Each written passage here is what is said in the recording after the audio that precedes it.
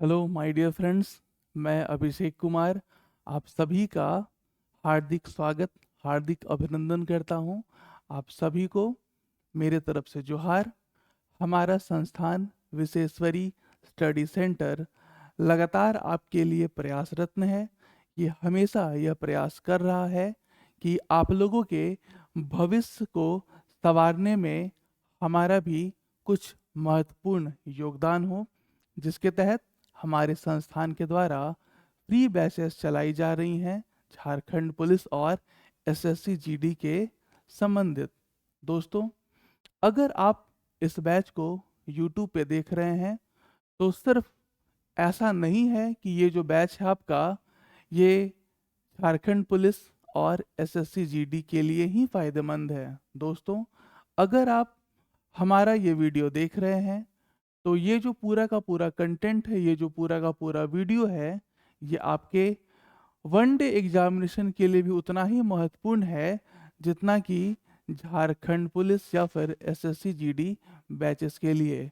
अगर आप हमारा ये वीडियो देखते हैं तो ये जो वीडियो है ये आपको आपके आने वाले आगामी एग्ज़ाम जैसे कि एसएससी सीजीएल, सीएचएसएल, एमटीएस और तमाम ऐसे एग्ज़ाम जैसे कि बिहार एसएससी, झारखंड एसएससी, इस प्रकार के जो भी एग्ज़ाम होते हैं ना, इन सभी वन डे एग्जामिनेशन में आपके लिए ये मददगार साबित होंगे।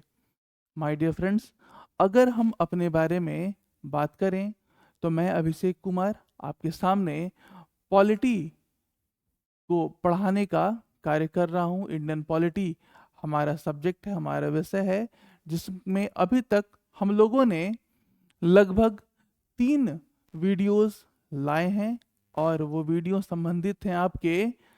पहला जो वीडियो था जिसमें हम लोगों ने इस बात की चर्चा की कि आखिरकार राज व्यवस्था क्या होती है, संविधान क्या होते हैं, संविधान की क्या क्या विशेषताएं हैं, इसके बारे में हम लोगों ने चर्चा करा।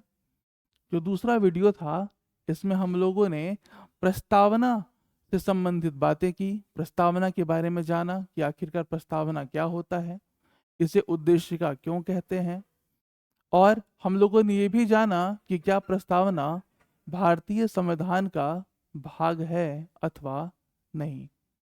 माय डियर फ्रेंड्स, जब हम लोगों ने तीसरा क्लास प्रारंभ किया तो उसमें हम लोगों ने अनुसूचियों के बारे में चर्चा की, जिसमें हम लोगों ने अभी तक 8 अनुसूचियां कंप्लीट कर ली हैं। आइए एक बार हम लोग उन 8 अनुसूचियों का पुनः रिवीजन करते हैं और इसके बाद हम लोग 9वीं, 10वीं, 11वीं और 12वीं अनुसूची के ऊपर चलेंगे, जो कि मूल संविधान का हिस्सा तो नहीं थी। इन्हें बाद में संविधान संशोधनों के द्वारा जोड़ा गया था। तो एक क्विक रिवीजन हम लोग ले लेते हैं। आइए स्टार्ट करते हैं। अगर हम लोग बात करें संविधान की अनुसूचियों के बारे में तो आप सब जानते हैं जो हमारी जो पहली अनुसूची थी ये स्पष्ट कर रही थी भारतीय राज्यों तथा केंद्र शासित क्षेत्रों के नाम और उनका विस्तार क्षेत्र के बारे में। अगर हम बात करें दूसरी अनुसूची के अंतर्गत तो इसमें भारत के विभिन्न पदाधिकारियों के वेतन और भत्तों का तथा पेंशन का प्रावधान किया गया था। अगर हम बात करेंगे तीसरी अनुसूची की तो तीसरी अनुसूची के अंतर्गत विभिन्न पदाधिकारियों के शपथ ग्रहण के जो प्रारूप होते हैं उसके प्रावधान किए गए हैं, उसके प्रावधान लिखे गए हैं। और अगर हम बात करेंगे चौथी अनुसूची की तो राज्यसभा में सीटों के आवंटन किस प्रकार से किए जाएंगे, इसका प्रावधान अनुसूची 4 में देखने को मिला। अगर हम बात करेंगे पांचवी अनुसूची की तो पांचवी अनुसूची के अंतर्गत अनुसूचित क्षेत्रों एवं अनुसूचित जनजातियों के प्रशासन तथा नियंत्रण से जुड़े प्रावधान किए गए थे, जिसमें हम लोग 4 राज्यों को शामिल नहीं करते हैं। कौन कौन से हैं वो 4 राज्य? असम, त्रिपुरा, मेघालय और मिजोरम, जिसके लिए मैंने आपको एक निमोनिक्स भी बताया था, है ना, ATMM। ये वो निमोनिक्स है जिसके तहत आप इन 4 राज्यों के नाम याद रख सकते हैं। A is stand for Assam, T is stand for Tripura, M is stand for Mizoram, और लास्ट का जो एम है is stand for Meghalaya. Assam, Meghalaya, Tripura और मिजोरम, यही वो 4 राज्य हैं जिसके प्रावधान अनुसूची 5 में तो नहीं किए गए हैं, लेकिन इसके बारे में जो विशेष प्रावधान है वो अनुसूची 6 में किए गए हैं। माय डियर फ्रेंड्स, बाकी का जो पूरा का पूरा भारत क्षेत्र है, इन 4 राज्यों को छोड़कर उन बाकी के राज्यों के अंतर्गत जो अनुसूचित क्षेत्र और अनुसूचित जनजातियों के प्रशासन तथा नियंत्रण से जुड़े प्रावधान किए गए हैं, वो पूरा का पूरा भारत के बारे में बात करता है। लेकिन जो अनुसूची 6 है ये सिर्फ उन 4 राज्यों के बारे में ही बात करती है। तो आइए हम लोग देखते हैं अनुसूची 6 क्या कहती है। अनुसूची 6 के अंतर्गत विशेष प्रशासनिक क्षेत्रों के लिए विशेष प्रावधान किए गए हैं, जिसमें हम लोग 4 राज्यों को देखते हैं जो क्या क्या हैं आपके, असम, मेघालय, त्रिपुरा और मिजोरम, जिसमें हम लोग इनर लाइन परमिट का भी प्रावधान देखे हैं। अब हम लोग बात करते हैं अनुसूची 7 की। अनुसूची 7 ये वही अनुसूची है जो केंद्र और राज्यों के बीच में शक्तियों का बंटवारा करती है, डिवीजन करती है। इसके तहत हम लोगों ने 3 प्रकार की सूचियों के बारे में पढ़ा, संघ सूची, राज्य सूची और समवर्ती सूची। ये भी जाना कि आखिरकार इन सूचियों की संख्या कितनी होती है ना। राज्य सूची में कितने विषय शामिल हैं, संघ सूची में कितने विषय शामिल हैं, समवर्ती सूची में कितने विषय शामिल हैं। तो ये सारी की सारी जानकारी हमें 7वीं अनुसूची के तहत प्राप्त हुई थी।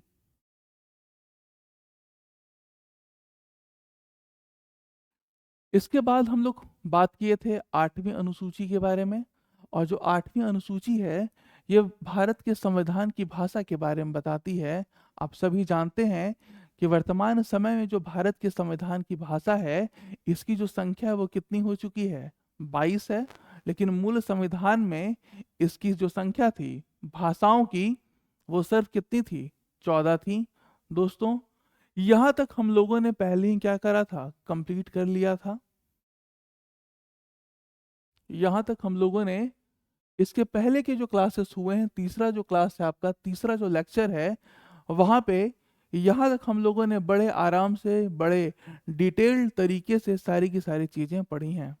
अगर आप इस वीडियो में पहली बार आए हैं तो मेरा आपसे यह अनुरोध है कि आप जो लेक्चर 3 है उसको जाके देखें। और सिर्फ लेक्चर 3 ही नहीं, अगर आप चाहते हैं कि इस विषय के बारे में आपकी समझ और बढ़े और आपका इंटरेस्ट या फिर जो रुचि है वो इस सब्जेक्ट के प्रति और बढ़े, तो माय डियर फ्रेंड्स आपको बिल्कुल देखना चाहिए लेक्चर नंबर 1, लेक्चर नंबर 2 और लेक्चर नंबर 3। और इसके बाद आप जब इस लेक्चर नंबर 4 को भी कंप्लीट कर लेंगे तो आप बड़े ही आराम से किसी भी पब्लिकेशन के जो भी क्वेश्चन सेट्स आते हैं, प्रीवियस ईयर क्वेश्चन पेपर आते हैं, वहाँ पे जाएं और इन संबंधित टॉपिकों के ऊपर जो भी सवाल वहाँ पे दिए हैं उसको करने का प्रयास करें। आप देखेंगे कि आपके अधिकांश सवाल जो हैं वो बड़े आसानी से सॉल्व हो जा रहे हैं। आइए हम लोग आज चर्चा करेंगे 9वीं अनुसूची के बारे में। हम लोग जानेंगे कि आखिरकार ये जो 9वीं अनुसूची है ये क्या कहती है। अगर हम 9वीं अनुसूची के बारे में बात करेंगे तो दोस्तों आप सभी जानते हैं कि 9वीं अनुसूची के तहत भूमि सुधार तथा जमींदारी प्रथा के उन्मूलन के लिए कुछ प्रावधान किए गए थे। फिर से मैं रिपीट कर देता हूँ, ये सारी की सारी बातें आपको लिखनी है कॉपी में, लेकिन जो मैं आपको कह रहा हूँ उसे भी अगर आप लिखेंगे तो आप कह सकते हैं कि आसान शब्दों में ये जो 9वीं अनुसूची है मुझे समझ में आ गई। आप लिखिए, 9वीं अनुसूची के तहत, 9वीं अनुसूची के तहत भूमि सुधार एवं भूमि सुधार एवं जमींदारी प्रथा के उन्मूलन से संबंधित प्रावधान किए गए हैं। अगर आप इतना भी मेरा बात लिख लिए हैं अपने कॉपी पे, तो यकीन मानिए ये भी आपके लिए मोर देन सफिशिएंट है। 9वीं अनुसूची के बारे में ये भी जानकारी मोर देन सफिशिएंट है माय डियर फ्रेंड्स। अब हम थोड़ा सा बात करते हैं कि आखिरकार 9वीं अनुसूची कहना क्या चाहती है, क्या बताना चाहती है 9वीं अनुसूची। तो 9वीं अनुसूची जानने के पहले हमें एक छोटा सा, है ना, किस्सा या फिर कहानी भी जानना होगा। आप सभी जानते हैं कि भारत आज़ाद हो चुका है इस समय तक, और भारत आज़ाद होने के बाद विकासात्मक कार्य करना चाहता है, विकास से संबंधित कार्य करना चाहता है, जिसके तहत भारत को ट्रेन की पटरियां बिछानी है, सड़कें बनाने हैं, उद्योग धंधे स्थापित करने हैं। लेकिन जो जमीनें हैं वो जनता के पास है या फिर जमींदारों के पास है। तो अगर जमींदार या फिर जो जनता है वो अपनी जमीनें विकासात्मक कार्यों के लिए नहीं देगी, तो क्या वहां पे रेल की पटरियां बिछ पाएंगी? क्या नहीं बिछ पाएंगी? क्या वहां पे सड़क बन पाएंगे? नहीं बन पाएंगे। अगर विकास के कार्य नहीं हो पाएंगे तो भाई ये एक बड़ी समस्या है। तो सरकार एक प्रावधान लेकर आती है जिसे 9वीं अनुसूची के तहत शामिल किया गया, और कहा गया कि हम 9वीं अनुसूची में उन सभी विषयों को लेकर आएंगे जिसके ऊपर कोई भी व्यक्ति न्यायालय का दरवाजा नहीं खटखटा सकता, उसके ऊपर न्यायालय न्यायिक समीक्षा नहीं कर सकती। अर्थात सरकार को यदि जरूरत होगा जमीन का, तो सरकार जमीन ले सकती है, और इसके लिए आप न्यायालय का दरवाजा नहीं खटखटा सकते, या फिर उसके ऊपर न्यायालय न्यायिक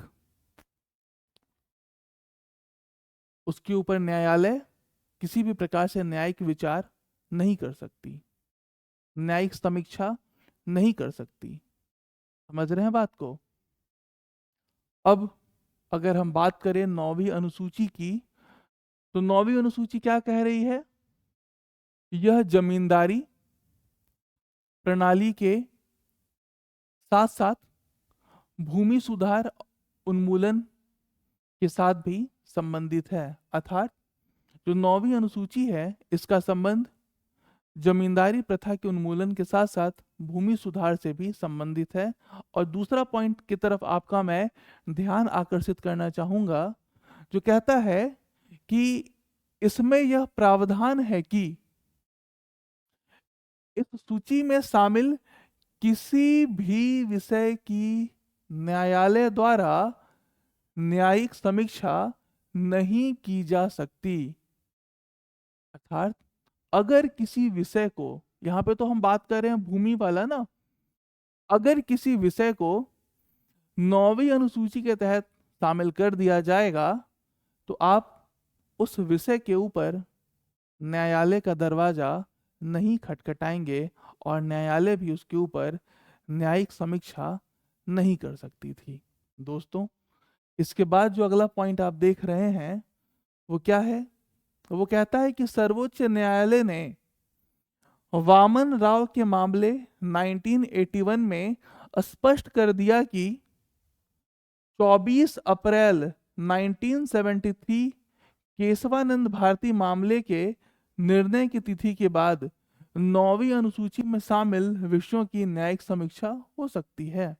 अर्थात 1973 के बाद जो भी विषय शामिल किए गए हैं 9वीं अनुसूची में, उसके ऊपर तो न्यायालय समीक्षा कर सकती है, लेकिन उसके पहले के विषयों के ऊपर न्यायालय समीक्षा नहीं करती है। क्या आपको इतना समझ में आया? अगर इतना समझ में आ गया हो तो बस आपको एक पॉइंट और ध्यान रखना है 9वीं अनुसूची से संबंधित, जो कि महत्वपूर्ण है। आइए देखते हैं क्या कहता है अगला पॉइंट। इस अनुसूची को पहले संविधान संशोधन अधिनियम 1951 के तहत क्या किया गया था? जोड़ा गया था। ये जो आपका अनुसूची है, ये मूल संविधान का हिस्सा नहीं था। 9वीं अनुसूची को पहला संविधान संशोधन जब हुआ था ना, संविधान में जब पहली बार परिवर्तन किया जा रहा था, उसी संविधान संशोधन के तहत इसे संविधान में जोड़ा गया। इतनी बात क्लियर है आपको? क्या इतना बात आपको समझ में आ रहा है? अगर आ रहा है तो आप इस वीडियो को लाइक करना ना भूलें। और ये जो पूरा का पूरा कोर्स चलाया जा रहा है, ये आपके लिए ही है। आप चाहें तो इसे अपने उन मित्रों के पास भी शेयर कर सकते हैं जो कि आपके काफ़ी करीब हैं, जिनके बारे में आप चाहते हैं कि भाई मेरे साथ इस मित्र का भी, या फिर इस भाई या फिर इस बहन का भी जो सिलेक्शन है वो होना चाहिए। तो दोस्तों, आप इसे शेयर करना ना भूलें। और एक बात जो मैं आपसे कहना चाहता हूँ, हमारे चैनल को, विशेश्वरी स्टडी सेंटर के इस यूट्यूब चैनल को आप सब्सक्राइब करें, और बेल आइकन भी आपको दिख रहा होगा, उसे दबाना ना भूलें, उसे प्रेस करें, ताकि जब भी कोई नया वीडियो आए तो इसका नोटिफिकेशन आपको प्राप्त हो सके। समझ रहे हैं? आइए हम लोग अब बात करते हैं अगली अनुसूची के बारे में। जो अगला अनुसूची है, ये है हमारा 10वां अनुसूची, 10वीं अनुसूची। और 10वीं अनुसूची में दल बदल विरोध संबंधित प्रावधान किए गए हैं। सिर्फ इतना आप लिख लीजिए कॉपी में। 10वीं अनुसूची के तहत दल बदल विरोध से संबंधित प्रावधान किए गए हैं। अब हम लोग चर्चा करेंगे कि आखिरकार ये 10वीं अनुसूची क्या है, क्या कहना चाहती है 10वीं अनुसूची। तो आपके द्वारा, है ना, या फिर आपके लिए एक रियल लाइफ एग्जाम्पल मैं आपके सामने प्रस्तुत करूंगा। आप उस एग्जाम्पल को जान के शायद और ये अच्छी तरह से इस अनुसूची को समझ सकते हैं। मान के चलिए कि मैं किसी एक्स पार्टी का उम्मीदवार बनता हूं, और आप लोग हमें एक्स पार्टी के उम्मीदवार होने के कारण, एक्स पार्टी के उम्मीदवार होने के कारण आप लोग मुझे वोट करते हैं, आप लोग मुझे जिताते हैं, आप लोग मुझे विधायक या फिर सांसद बना देते हैं। और जब मैं विधायक या सांसद बन जाता हूं, तो मैं क्या करता हूं? मैं एक्स पार्टी को छोड़कर वाई पार्टी में शामिल हो जाता हूं। अगर मेरे द्वारा ऐसा कार्य किया जाता है, तो बताइए, क्या ये जनता के साथ धोखा होगा या नहीं होगा? होगा ना धोखा। क्योंकि जो जनता है वो मुझे इसलिए वोट कर रही थी क्योंकि उसे एक्स पार्टी की विचारधारा पसंद है, और मैं भी उसी पार्टी का सदस्य था, इसलिए उन्होंने मुझे जिताया, इस पद पे बिठाया। और जब मैं चुनाव जीत कर आ गया, तो मैं क्या कर रहा हूँ? दूसरी पार्टी में शामिल हो जा रहा हूँ, जो कि कहीं ना कहीं गलत है। इसके लिए एक कानून बनाया गया, जिसे हम लोग क्या कहते हैं? एंटी जिसे हम लोग कहते हैं एंटी डिफेक्शन, एक मिनट, जिसे हम लोग कहते हैं एंटी डिफेक्शन लॉ, दल बदल विरोध कानून, या फिर दल बदल विरोधी कानून। और ये जो अनुसूची है वो बेसिकली दल बदल विरोधी कानून से ही संबंधित है। दोस्तों, अगर हम बात करें इस अनुसूची के बारे में, तो अगर कोई भी व्यक्ति, जैसा मैंने अभी एग्जाम्पल दिया ना आपको, इस प्रकार के कार्य करता है, तो जाहिर सी बात है कि जो सदस्य है उसे क्या घोषित किया जाएगा? उसे अयोग्य घोषित किया जा सकता है। उसे क्या कर सकते हैं हम लोग? अयोग्य घोषित कर सकते हैं। एक्चुअली में अयोग्य घोषित हमारे द्वारा या फिर आपके द्वारा नहीं किया जाएगा। अयोग्य जो घोषित किया जाएगा ना, वो सदन के अध्यक्ष के द्वारा घोषित किया जाएगा। फॉर एग्जाम्पल, अगर वो सदस्य संसद का सदस्य था, अर्थात अगर वो सदस्य सांसद था, तो सांसद की अयोग्यता के ऊपर जो निर्णय लेगा वो कौन है? तो वो है लोकसभा का स्पीकर या फिर लोकसभा का अध्यक्ष, दोनों सेम ही चीज है।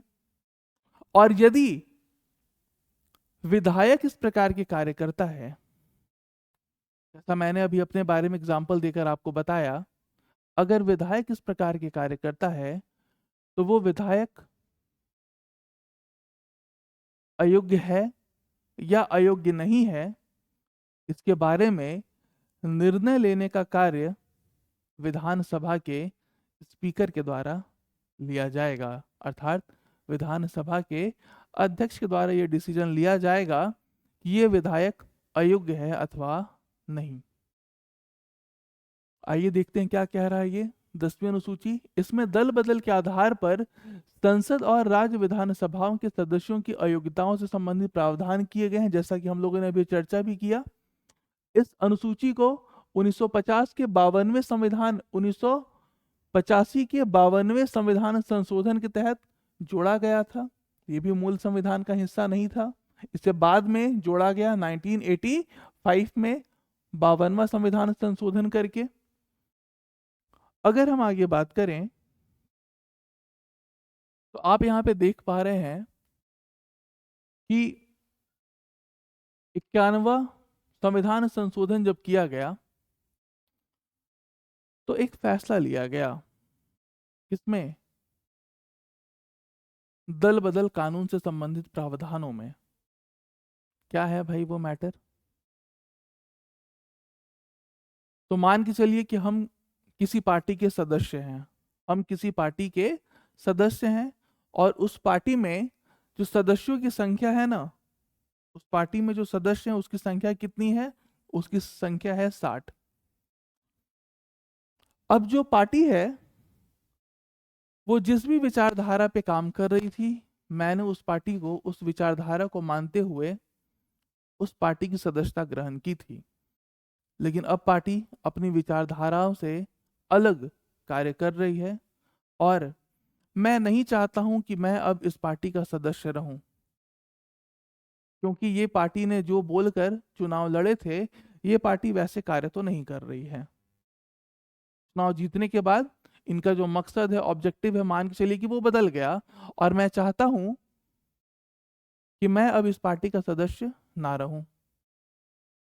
तो भाई एंटी डिफेक्शन लॉ के तहत अगर मैं इसकी सदस्यता छोड़कर दूसरे पार्टी का सदस्य बनना चाहूंगा तो भाई मैं तो अयोग्य घोषित हो सकता हूं, है कि नहीं?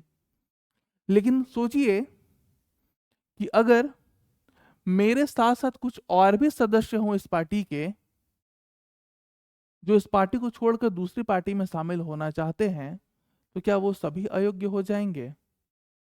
इसके लिए एक प्रावधान किया गया है। पहले क्या प्रावधान था? पहले प्रावधान था कि जो भी कुल सदस्य थे उस दल में, उसका 1/3 सदस्य यदि दूसरे पार्टी में शामिल होते हैं, 1/3 सदस्य यदि दूसरे पार्टी में शामिल होते हैं तो उन्हें अयोग्य नहीं माना जाएगा। अगर आप इसे निकालिएगा कैलकुलेट करके तो आपका आंसर कितना आ जाएगा? आपका आंसर आ जाएगा 20। इसका मतलब क्या हुआ कि यदि 60 में से 20 सदस्य किसी दूसरे पार्टी की सदस्यता ले रहे हैं क्योंकि इस पार्टी की विचारधारा उन्हें समझ नहीं आ रही है, तो भाई ये 20 सदस्य अयोग्य नहीं घोषित किए जाएंगे। बात समझ में आ रही है? अगर मैं सिंगल जाना चाहता तो शायद हो सकता था अयोग्य हो जाता, तो मेरे पास एक ही विकल्प था कि मैं इस्तीफा दे दूं।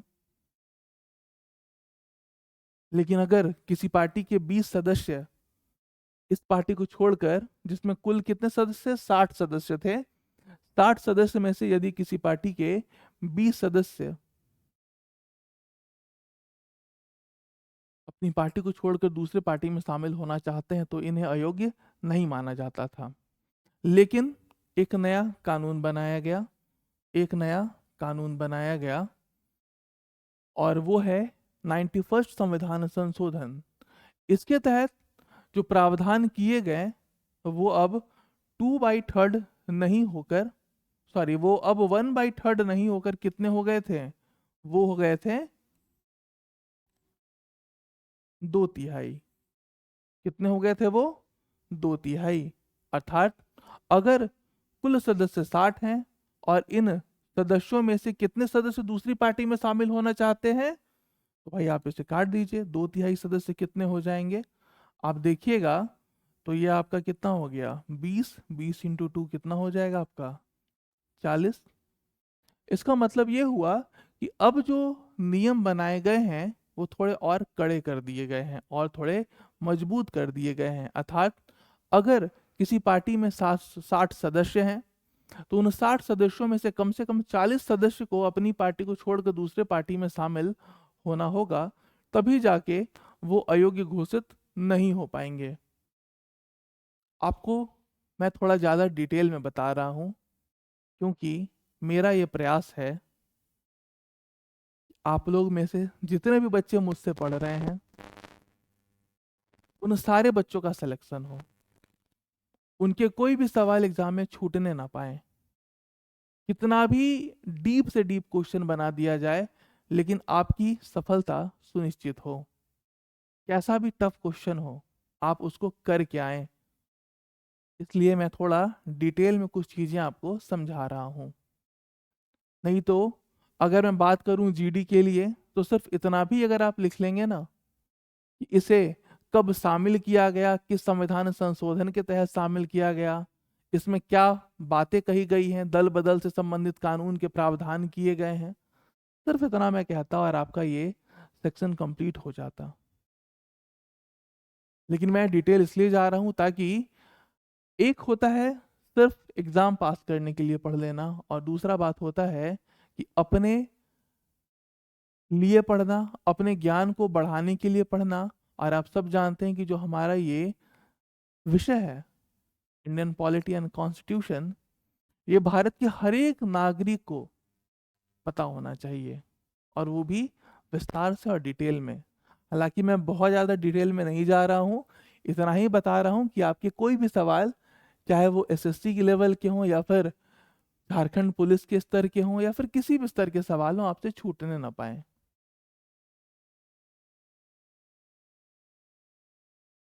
अब थोड़ा हम बात करते हैं 11वीं अनुसूची की।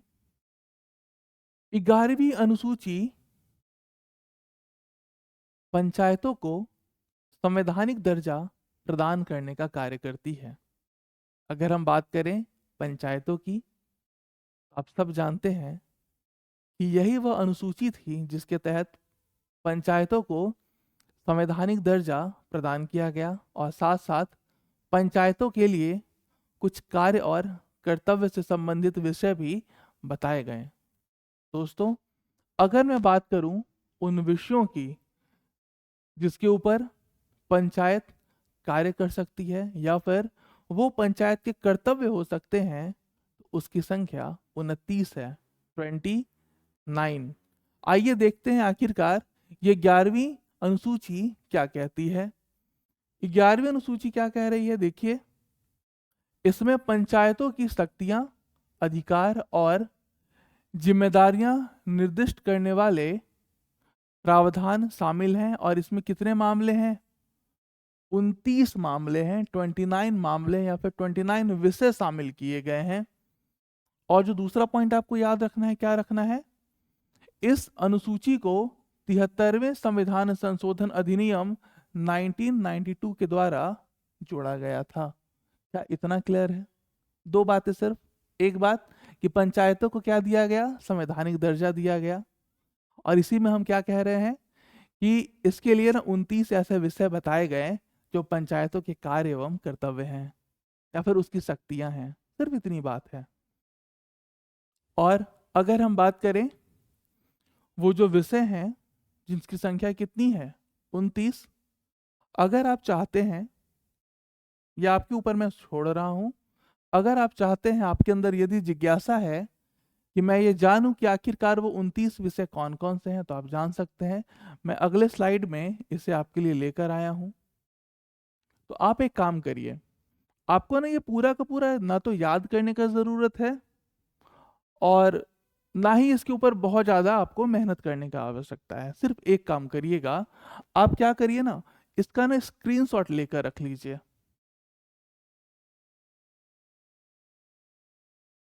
ले लिए होंगे। इसके बाद आप लोग इस स्लाइड का भी स्क्रीनशॉट ले लीजिए। डन हो गया। तो ये जो दो स्लाइडें थी ना, इसमें वो 29 विषय थे जिसके ऊपर पंचायतों को अधिकार है कि वो क्या कर सकते हैं, अपने कार्य कर सकती हैं, या फिर ये उनके अधिकार हैं जिसके ऊपर वो, है ना, अपने किसी भी कार्य को संपादित या फिर कार्यान्वित कर सकती है।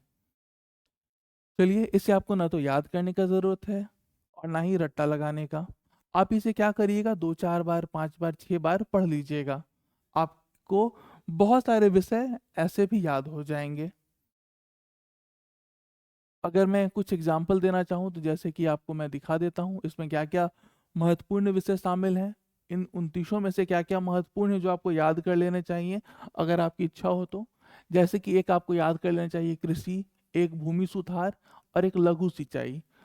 क्योंकि भाई गांव है, इतने फंडिंग तो है नहीं ना कि ये डैम बना देंगे, ये तालाब बनाएंगे, पोखर बनाएंगे, चेक डैम्स बनाएंगे, डोभा का निर्माण करेंगे। समझ रहे हैं ना। तो ये लघु सिंचाई से संबंधित कार्यों को संपादित करेगा।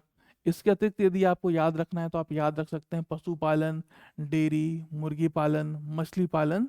और इसी से संबंधित अगर आप और भी विषयों को देखिएगा ना, तो एक जो इम्पोर्टेंट लगता है वो है ग्रामीण आवास, पेयजल, खादी।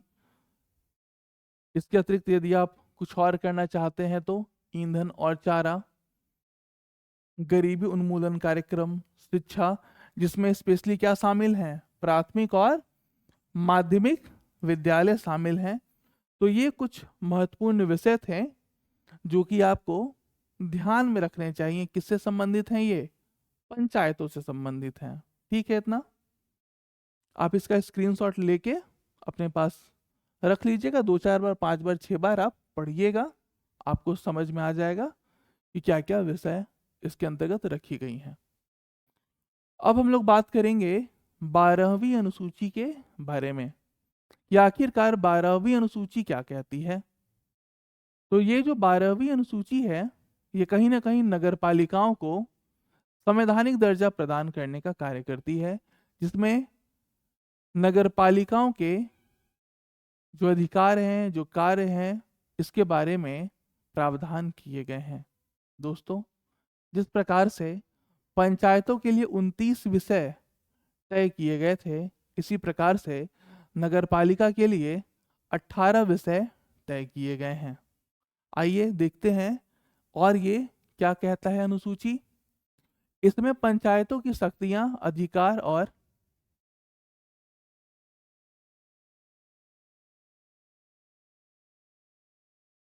नहीं, ये गलत है। इसमें 1 मिनट रुक जाइएगा। ये पंचायत नहीं होगा, इसमें नगर पालिका होगा, है ना। इसमें नगर पालिका की शक्तियां, अधिकार और जिम्मेदारियां निर्दिष्ट करने वाले प्रावधान शामिल हैं। इसमें ये ना लगता है थोड़ा सा टाइपिंग एरर हो गया है। मैं आपको बता देता हूँ आपको कहाँ से करना है। 1 मिनट आप लोग थोड़ा सा सब्र रखिए, आप इसे मत लिखिएगा।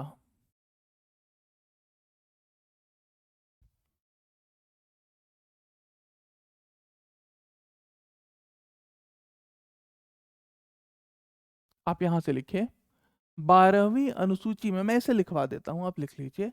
12वीं अनुसूची में नगरपालिकाओं की शक्तियों, प्राधिकरण और जिम्मेदारियों को निर्देशित या फिर निर्दिष्ट किया गया है। इसके तहत क्या है, इसके तहत नगरपालिकाओं की शक्तियों, प्राधिकरण और जिम्मेदारियों को निर्दिष्ट किया गया है और इसमें 18 मामले शामिल हैं। अर्थात नगरपालिका के कार्य और कर्तव्यों से संबंधित 18 मामलों का प्रावधान किया गया है। समझ में आ रही है? 11वीं जो अनुसूची थी वो किससे संबंध रखती थी? वो संबंध रखती थी पंचायत से। और जो 12वीं अनुसूची है ये संबंध रखती है नगरपालिकाओं से।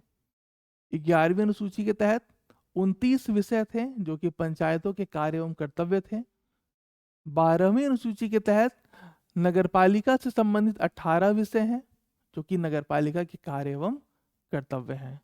अगर मैं 12वीं अनुसूची के बारे में बात करूं तो ये जो अनुसूची है ना 12वीं, इसे भी 1992 में ही शामिल किया गया था, लेकिन 11वीं अनुसूची 73वें संविधान संशोधन के तहत जोड़ी गई और ये जो 12वां अनुसूची है ये आपका 74वां संविधान संशोधन के तहत जोड़ा गया। क्या इतना क्लियर है आपके लिए? अगर आप में से कोई ऐसा बच्चा जो जानना चाहे कि आखिरकार वो कौन कौन सा विषय हैं, वो कौन कौन से 18 मामले हैं जो नगरपालिका के कार्य एवं कर्तव्य हैं, तो उनके लिए मैं 2 स्लाइड लेकर आया हूं। वो चाहें तो इसका स्क्रीनशॉट लेकर अपने पास रख सकते हैं।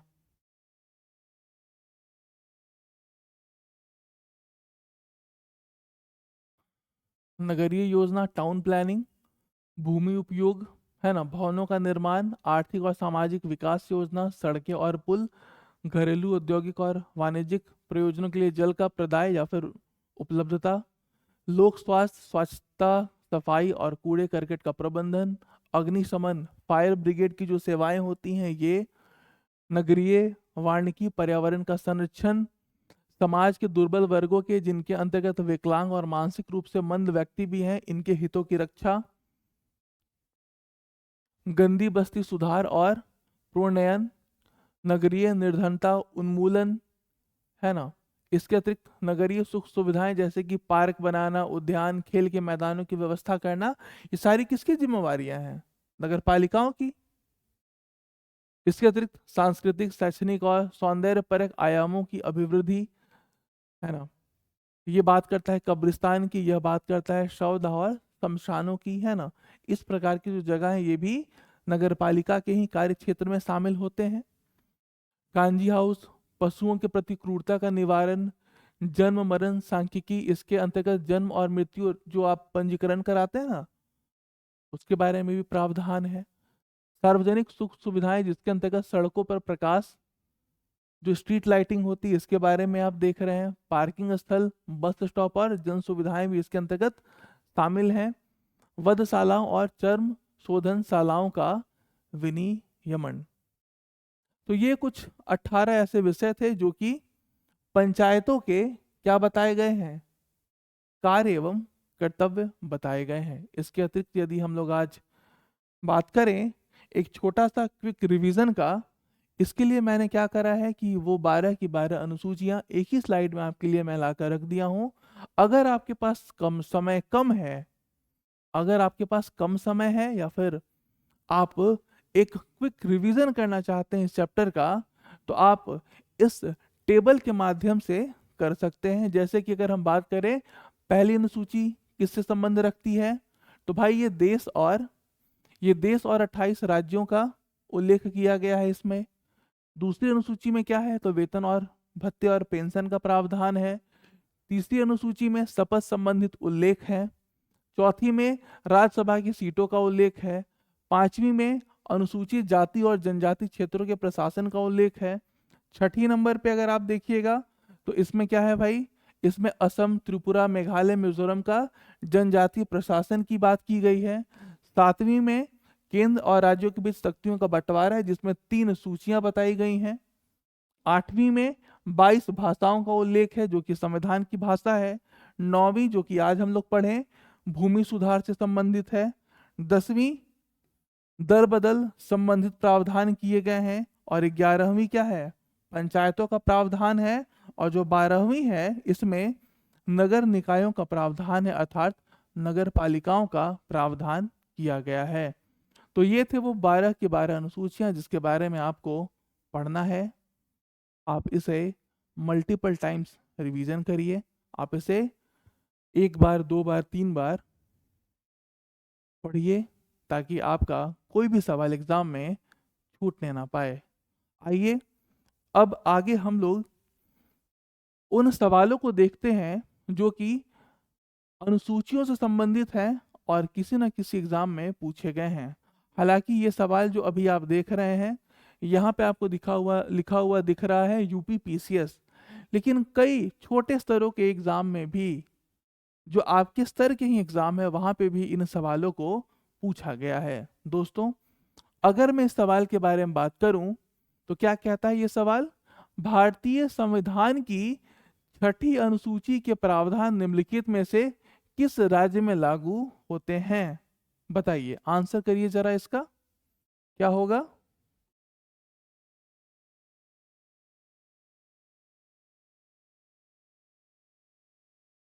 याद आया कुछ? असम, त्रिपुरा, मेघालय और मिजोरम। ATMM कौन सा भाई यहाँ पे नाम है जरा देखिए। तो यहाँ पे आपको दिख रहा है क्या? त्रिपुरा। भारतीय संविधान की छठी अनुसूची के प्रावधान निम्नलिखित में से किस राज्यों में लागू होते हैं? वेरी इजी, त्रिपुरा में। त्रिपुरा ही है ना अनुसूची 6 के अंतर्गत जिसका जिक्र किया गया है। इतने आसान आसान सवाल आपके एग्जाम में पूछे जाते हैं। अगला जो सवाल है क्या कहता है? भारत के संविधान की जो चौथी अनुसूची विवेचित करती है, क्या है भाई इसमें चौथी अनुसूची में? अभी थोड़ी देर पहले ही ना हम लोग रिवीजन करा है। क्या बोलता है वो? राज्यसभा के सीटों के आवंटन का प्रावधान है उसमें।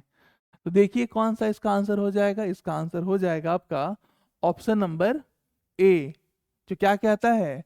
जो कहता है राज्यसभा में सीटों का आवंटन, है ना, राज्यसभा में सीटों का आवंटन। तो यही वो राइट आंसर है। ठीक है, आगे हम बात करते हैं अगले सवाल के ऊपर। संविधान की किस अनुसूची में शपथ का उल्लेख किया गया है? और ये सवाल पूछे गए, ये एसएससी सीजीएल 2014 का प्रश्न है, क्योंकि आप लोग बड़े मुस्कुराते हुए अभी सॉल्व कर रहे हैं क्योंकि आपने चीजें पढ़ रखी हैं। क्या हो जाएगा इसका आंसर?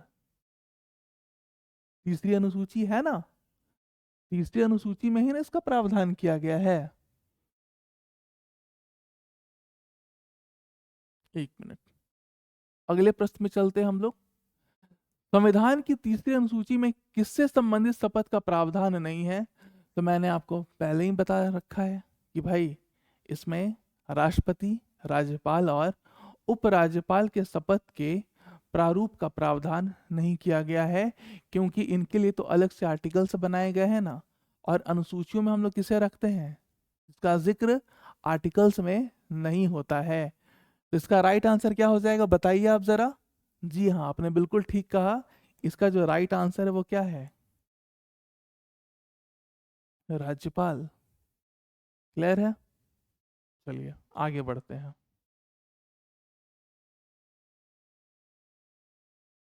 चलिए बताइए, किस संविधान संशोधन के द्वारा संविधान में 11वीं अनुसूची को जोड़ा गया था?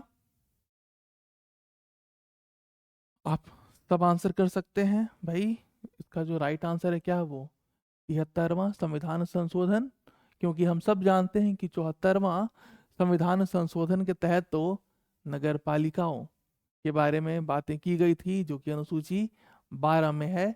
और यदि हम बात करेंगे अनुसूची 11 की, तो उससे संबंधित जो भी प्रावधान है जो संविधान में जोड़े गए थे, वो 73वें संविधान संशोधन 1992 में किए गए थे। अगला सवाल, 11वीं अनुसूची के तहत पंचायतों को कितने विषय सौंपे गए हैं? आप सब जानते हैं कितने विषय हैं भाई? 29 विषय हैं। आगे देखिए, दल बदल के अंतर्गत कितने सदस्यों का एक साथ पार्टी छोड़ना निर्योग्यता की श्रेणी में नहीं आता है? इसका राइट आंसर क्या हो जाएगा आपका? 2/3। अभी आपने पढ़ा भी इसे।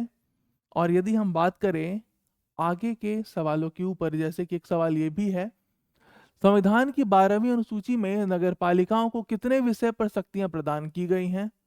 ये भी बहुत आसान सवाल। आंसर क्या हो जाएगा इसका? 18 विषय। ये वो कुछ सवाल थे जो कि अनुसूचियों से संबंधित हैं। आई होप सो आपको ये जो सेशन है अच्छा लगा होगा। अगर आपको हमारा ये प्रयास अच्छा लगा तो आप वीडियो को लाइक करना बिल्कुल भी ना भूलें। माय डियर फ्रेंड्स, आगे भी हम लोग इसी प्रकार से आपके लिए क्लासेस ऑर्गेनाइज करते रहेंगे और आपकी सफलता में हमारी भूमिका भी सुनिश्चित होगी।